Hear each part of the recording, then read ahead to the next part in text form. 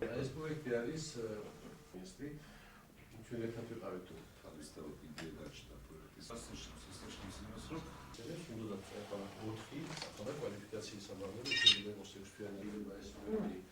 არ განხორციელდა შემთხვევაში როცა შეუძლებელი ჩვენ ბიჭებს რომ ძიმე შეურჩიეთ ამ კანდიდატებიდან ვისაც შემოტანი ქონდა აპლიკაცია ინგლისურენოვანი ახალგაზრდა მედიკოსები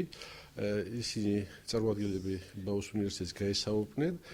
და გადაწყვიტეს რომ წაიყვანათ 7 კიდე ამასა დაემატა 1 ნეიროქირურგი მოქმედი რომელსაც სჭირდება სტაჟირება პროექტი გრძელდება ნებისმიერ მსურველს ახალგაზრდა ექიმს რომელსაც სჭირდება მაგისტრატურის კურსი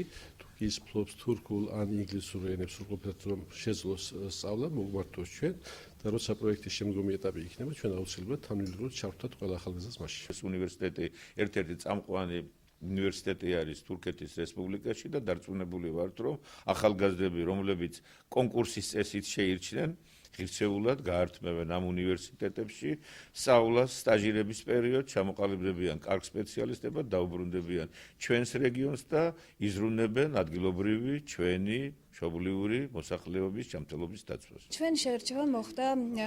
რაღაც ეტაპები გავიარეთ, იყო გასაუბრება, იყო ჩვენი საბუთების მიღება, საბუთების განხილვა და ამ